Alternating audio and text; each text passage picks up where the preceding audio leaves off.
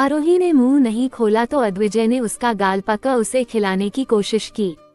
आरोही दर्द से कराही क्योंकि पिज्जा जबरदस्ती खिलाने की वजह से आरोही का मुंह दुख रहा था। कुछ देर बाद अद्विजय नीचे जाकर ऑइंटमेंट लेकर आया। आरोही ने तब तक सारा खाना खा लिया था। अद्विजय ने दरवाजे के पास खड़े होते हुए कहा, क्या तुम और खाना चाहोगी? कहते हुए अद्विजय उसके पास आया और उसने आरोही का गाल पकड़कर ऑइंटमेंट अप्लाई किया। आरोही ने कहा, मुझे पीठ पर भी चोट लगी है। ये सुनकर अद्विजय ने कहा, तो कपड़े उतारो। किया। उसे हैरान देख अद्विजय ने आरोही की ड्रेस खुद खोली और उसके पीठ पर लाल निशान को देखकर बोला, ये चोट तुम्हें कैसे लगी? पूछते हुए अद्विजय उसे कोल्डली देख रहा था। आरोही को समझ आ गया कि अगर उसने उस शैतान को सब कुछ नहीं बताया तो शैतान उसे शायद कोई सजा दे सकता है। इसलिए उसने बताया, वो आपकी बेटी एक और आपकी बहन आई थी, मैं उसे किचन में फीड करा रही थी, तभी आपकी बहन स्लैब से नीचे गिर गई। कहते हुए उसने अपनी आंखें डर से बंद कर ली। लेकिन जब अद्विजय ने उसे कुछ नहीं किया तो आरोही ने फिर से अपनी आंखें खोली और डरते हुए बोली, क्या आप नाराज नहीं है?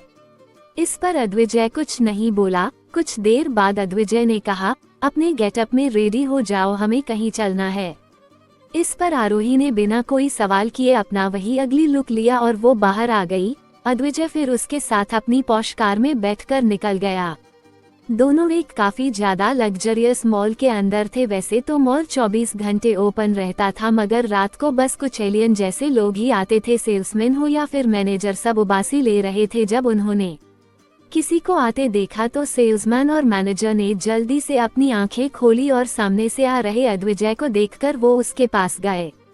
अद्विजय ने अपनी पॉकेट में एक हाथ डाला हुआ था और दूसरे हाथ से उसने आरोही का हाथ पकड़ा हुआ था। उसने कहा, क्या यहाँ पर कोई फीमेल सेल्स गर्ल नहीं है? ये सुनकर मनेगा बोला, जी है। फिर वो अपने पास खड़े 2 सेल्समैन से बोले, जाओ मैडम को प्रीति के पास ले जाओ। अद्विजय ने आरोही का हाथ छोड़ दिया तो आरोही 2 सेल्समैन के साथ वहां से जाने लगी।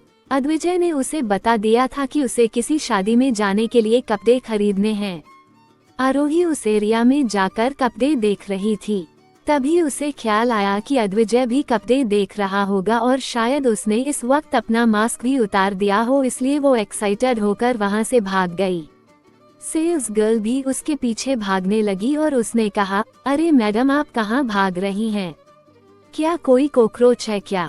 आरोही ने इस पर कोई जवाब नहीं दिया और वो एक पुतले के पास खड़ी होकर अद्विजय को देखने लगी, जिसने अपनी शर्ट उतारी हुई थी और वो किसी चेंजिंग रूम में जाने की बजाय वही चेंज करके देख रहा था। आरोही ने अद्विजय की मस्कुलर बॉडी को देखा। वो बस इंतजार कर रही थी कि कब अद्विजय पलटे। काफी देर तक भी अद्विजय नहीं पलटा तो आरोही घूमकर दूसरे पुतलों की तरफ गई, मगर तभी एक पुतले के शेरवानी में आरोही का पर अटका और वो नीचे गिरने लगी। उसने पुतले को पकड़ा और वो पुतले के साथ ही नीचे गिर गई। उसने पुतले को कसकर गले लगाया हुआ था। मैनेजर और सेल्समैन की नजरें आरोही पर गई। अद्विजय ने भी आरोही को देखा और जाकर सबसे पहले आरोही का हाथ पकड़ा और फिर उस पुतले को अपने हाथ में लेकर फ्लो से ही नीचे फेंक दिया। ऐसा लग रहा था कि वो उस पुतले को अपना लव राइवल समझ रहा हो। आरोही ने अपनी आंखें खोली और अद्विजय के चेहरे को देखा तो अद्विजय ने अभी भी मास्क लगाया हुआ था। अद्विजय ने अपनी सख्त आवाज में सवाल किया, तुम यहाँ क्या कर रही थी? तुम यहाँ क्या कर रही हो? अद्विजय ने सवाल किया। जब आरोही पकड़ी गई तो वो घबरा गई थी। आरोही डरते हुए बोली, वो मैं मुझे तो समझ ही नहीं आ रहा था कि मुझे क्या पहनना चाहिए। अद्विजय कामी बोला, ठीक है। फिर उसने से मैनेजर को घूर कर देखा। मैनेजर बोला, लगता है सेल्स गर्ल्स को अच्छे से कपड़े दिखाने नहीं आए, मैडम को मैं दिखाता हूँ, आइए सर। अद्विजय मैनेजर के पीछे आरोही का हाथ पकड़कर बढ़ गया। एक स्टोर में जाकर उसने वहाँ खड़ी सेल्स गर्ल को देखा। लड़की कपड़ों के ढेर को दिखाकर बोली, सर मैंने ये सारे कपड़े इनको दिखाए हैं, मगर उन्होंने कपड़ों को देखने की बजाय इन पर सोना पसंद किया। क्या सच में यही सबसे बेस्ट ड्रेस है? अद्विजय की ये बात सुनकर सेल्स गर्ल बोली, सर 2 और लेटेस्ट पीस है, मैं अभी लेकर आती हूँ।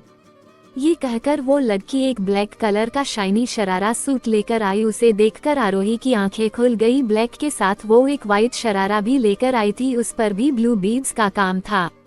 दुपट्टा काफी ज्यादा हैवी और खूबसूरत था। आरोही ने स्काई ब्लू कॉम्बिनेशन वाले शरारा सेट को पसंद किया। अद्विजय फिर उन्हें पैक करवा कर वहां से चला गया। आरोही ने बाहर आकर आइसक्रीम की स्टॉल को देखा, मगर फिर उसे याद आ गया कि अद्विजय ने उसे कैसे पिज्जा खिलाया था, इसलिए उसने आइसक्रीम को देखकर भी एक बार नहीं कहा कि उसे आइसक्रीम खानी है। मगर अद्विजय उसकी नजरों का पीछा कर ड्राइवर से बोला, ड्राइवर जाओ। कुछ देर में ड्राइवर आइसक्रीम से भरा एक बॉक्स लेकर आया। अद्विजय ने आरोही को देखते हुए कहा, क्या तुम्हें अब आइसक्रीम नहीं खानी है? आरोही कुछ नहीं बोली तो अद्विजय कोल्डली बोला, क्या मैं अभी इन्हें बाहर फेंक दूं?